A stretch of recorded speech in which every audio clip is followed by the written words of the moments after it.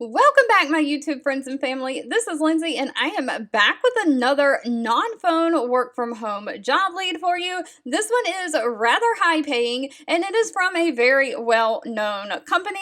So we will just dive on in. Just know if you're interested in applying, the links are in the YouTube description box below this video. Communications giant Motorola, they are now going by Motorola Solutions. They are hiring a contracts administrator. Now, this is full-time remote within the United States. Now, the contracts administrator is going to be primarily responsible for order processing and basic contract administrative tasks, such as uploading the contracts, install agreements, working tickets, and purchase orders into the internal databases, processing those orders, and organizing the contractual documents. So you'll be doing case creation, which is entering information and open new cases in the system for the portable repairs monthly and quarterly Moto Patch reboots.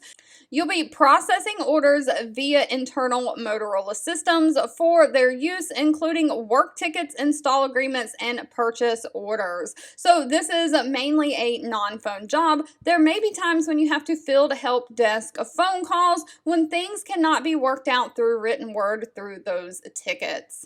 Now, of course, a bachelor degree is always preferred, but it is not required.